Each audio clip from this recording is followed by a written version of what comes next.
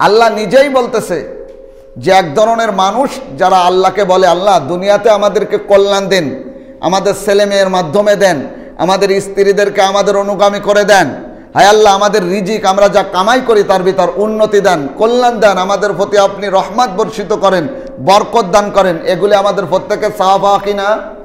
এগুলি আমাদের চাওয়া পাওয়া। আল্লাহ রাব্বুল আলামিন বললেন তারা শুধু দুনিয়ায় চায় না,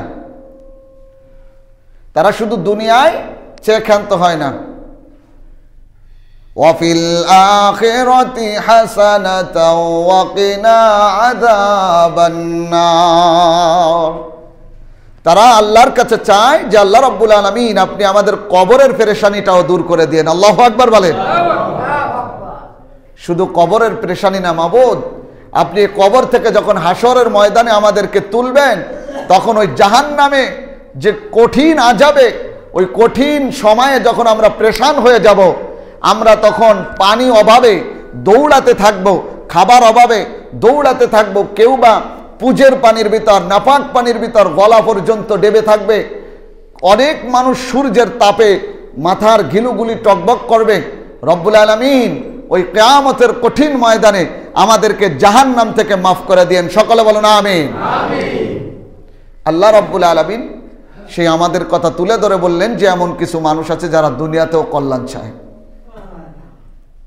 তাহলে দুনিয়াতে যদি আপনি কল্যাণ চান, কল্যাণ যদি আপনার পেতে হয়, তাহলে আল্লাহ রাব্বুল আলামিন বলতেছে তোমরা যদি দুনিয়াতে সফলকাম হতে চাও, কল্যাণ চাও, আখিরাতেও কল্যাণ চাও, জাহান্নাম থেকে মাপ পাওয়ার জন্য চেষ্টা করো, তাহলে তোমাদেরকে আসতে হবে কোরআনের কাছে।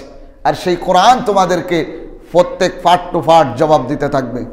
এবার আল্লাহ রাব্বুল আলামিন সূরা বাকারার 21 নম্বর আয়াতে আমাদেরকে বলছেন, ইয়া আইয়ুহান নাসু উবুদু রাব্বাকুমুল্লাযী খালাকাকুম ওয়াল্লাযীনা মিন ক্বাবলিকুম লাআল্লাকুম তাত্তাকুন।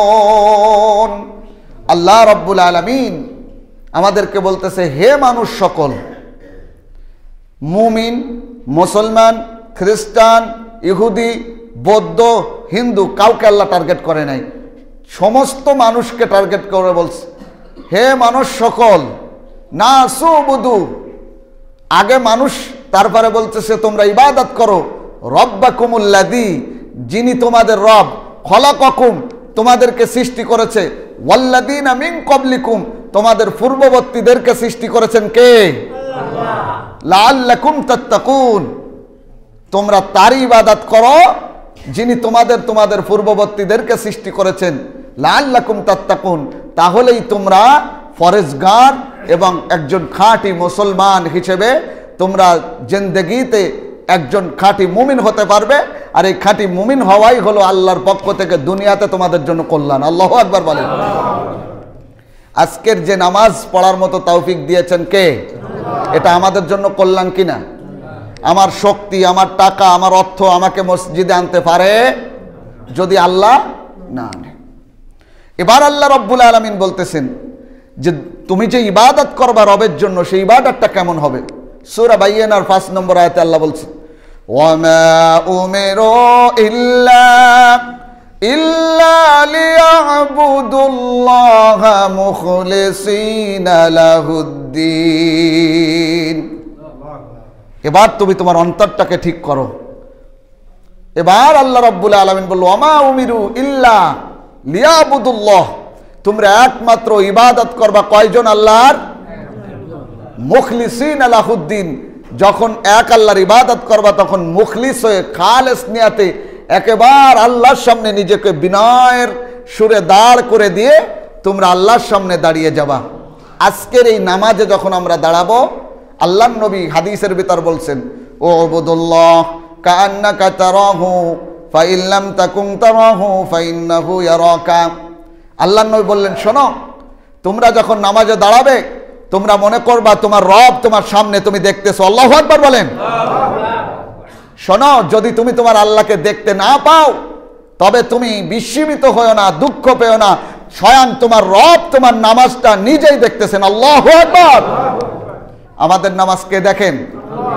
আরো জোরে বলুন, কে দেখে? সে আল্লাহ, যে আল্লাহ আমাদের নামাজ দেখে, সেই আল্লাহর জন্য যখন নামাজ পড়বো তখন আমাদের নিয়াত সঠিক করার দরকার আছে কিনা নাই? আমাদের নামাজ হবে কার জন্য?